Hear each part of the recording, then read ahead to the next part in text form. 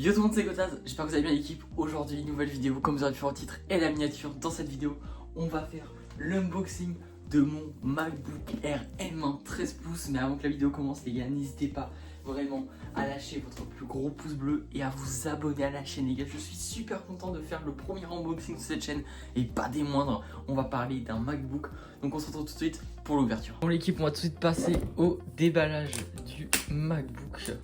3, 2, 1. Waouh, oh la vache.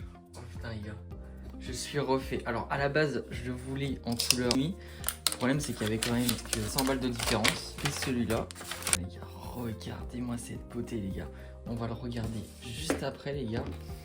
On va voir d'abord ce qu'on a à l'intérieur. Donc on a le petit chargeur aimanté. Ce qui est bien avec ce chargeur les gars, c'est que si jamais vous prenez pied dedans, il s'enlève automatiquement sans faire tomber votre Mac. Juste ici nous avons les petites notices d'utilisation et ici nous avons le chargeur secteur les gars. Voilà, donc le chargeur secteur assez basique, mais franchement les gars je le trouve assez original.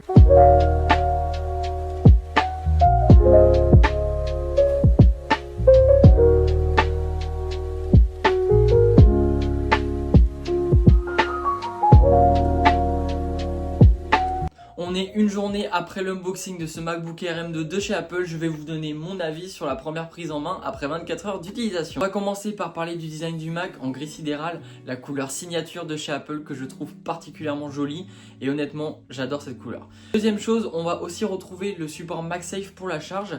Un port qui est vraiment pas mal au niveau MagSafe forcément, parce que si jamais vous prenez les pieds dedans, ça va directement s'enlever. Donc vu que c'est aimanté, ça va être super simple, voilà, donc histoire de pas faire tomber le Mac. C'est vrai que je pense que ça arrive à pas mal de personnes de se prendre les pieds dans son PC, de le faire tomber et de gueuler contre le constructeur parce que vraiment les gars c'est chiant.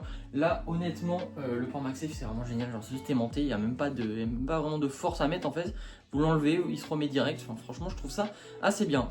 On retrouve aussi une qualité superbe d'écran, les haut-parleurs invisibles qui sont cachés sous le clavier. Donc en gros sur le clavier vous avez les 4 haut-parleurs. Avant je sais qu'on les avait sur les côtés, ça faisait un petit peu moche. On peut aussi retrouver 2 ports USB type C sur le côté. Alors moi ce que je trouve un peu dommage c'est d'en avoir que 2. Après les gars vous pouvez très bien acheter comme moi j'ai fait un petit hub USB où moi dessus j'ai un port USB, j'ai un port HDMI, j'ai un port micro SD, j'ai un port SD, enfin voilà, des hubs USB il y en a plein. Vous avez juste à les brancher, par contre il faut que ce soit le premier port, il faut qu'il soit USB type C et après vous pouvez avoir toutes les prises que vous voulez. On a aussi une prise jack sur le côté donc qui est bien pour les casques ou même les écouteurs filaires. Je pensais pas qu'ils allaient le remettre, sur iPhone je sais qu'il y est plus depuis longtemps. Au niveau de la taille de l'écran, on est sur un 13,6 pouces. Il y a toujours les bordures visibles sur le côté et l'encoche au milieu de l'ordinateur qui enferme une caméra 1080p, ce que je trouve très appréciable pour un ordinateur à ce prix-là. On retrouve aussi le bouton Touch ID à droite pour déverrouiller le Mac et le trackpad, je le trouve vraiment assez simple. Au niveau du poids, je le trouve assez léger, 1,2 kg pour 11 mm d'épaisseur. Pour l'avoir pris en main, il est tout fin et il est vraiment tout léger. Au niveau de la caméra, comme je l'ai dit, c'est une caméra 1080p. Honnêtement, on ne pouvait pas s'attendre à une qualité exceptionnelle pour ce prix-là, mais je trouve que c'est quand même pas mal. Ensuite, on va parler du lancement des applications. Je trouve ça vraiment super rapide, que ce soit pour aller sur CapCut, pour aller sur PH ou même sur YouTube. Pour la navigation en général, je la trouve vraiment pas mal. Je vais quand même revenir sur la caméra qui est du 1080p, donc à ce prix-là, on ne pouvait pas s'attendre à avoir une qualité de fou. Mais franchement, pour passer des appels vidéo, pour faire des réunions, je trouve honnêtement que c'est pas mal.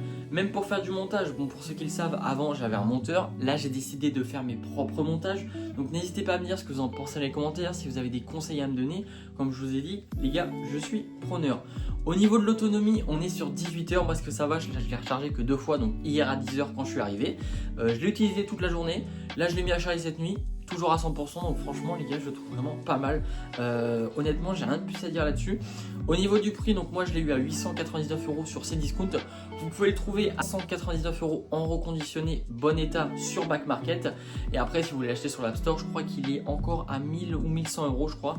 Sachant que là, vous avez toutes les options disponibles, les gigas de RAM, le stockage, etc. On va passer sur mon avis honnête sur ce MacBook Air M2 de chez Apple. Pour avoir été pendant plus de 5 ans chez Microsoft, je trouve que le MacBook est beaucoup plus intuitif. Il y a beaucoup moins de paramètres à gérer. Il y a vraiment une vraie personnalisation de vous-même. En fait, vous pouvez vraiment paramétrer tout ce que vous voulez pour que le MacBook s'adapte vraiment à vos besoins. Si j'avais quand même un conseil à vous donner à ce prix-là, si vous avez besoin de faire du montage, si c'est pour le travail, si c'est pour faire des appels vidéo, si c'est pour faire vraiment du gros boulot, je vous le conseille. Par contre, c'est pour juste faire du traitement de texte ou aller sur YouTube, honnêtement, je ne vous le conseille pas. Il y a des ordinateurs beaucoup moins chers comme Thomson ou Acer qui feront vraiment très bien le taf à même pas 200 €. Après, si vous voulez rester sur Mac, voilà, si vous vraiment voulez avoir un truc Apple, vous pouvez prendre un M1 ou même les anciens modèles où c'était une puce Intel. Vous pouvez encore en trouver à 100 voire même 200 €. Alors moi, je vous parle vraiment des modèles 2012-2010. Mais bon, si vous voulez juste la marque parce que vous aimez bien Apple, honnêtement, ça conviendra parfaitement à votre utilisation. Évidemment, j'ai pas eu le temps évidemment de tout tester. Là, je vous donne vraiment mon avis à chaud sur les 24 heures. Si, il y a juste un truc que je peux dire qui est un petit peu embêtant, c'est d'avoir que 2 ports USB-C.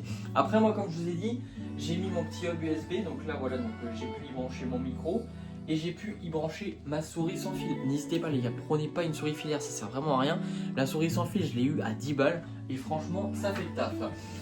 N'hésitez pas à me dire ce que vous avez pensé de cette vidéo dans les commentaires. Évidemment, je vous ferai d'autres vidéos sur le MacBook, les 5 accessoires indispensables, les applications à voir absolument ou même quelques conseils pour l'achat de votre MacBook. N'hésitez pas à me donner des vidéos dans les commentaires, à vous abonner à la chaîne YouTube et à activer la cloche de notification. Sur ce, c'était Gotaz, je vous dis à la prochaine pour une nouvelle vidéo. Je vous aime, peace.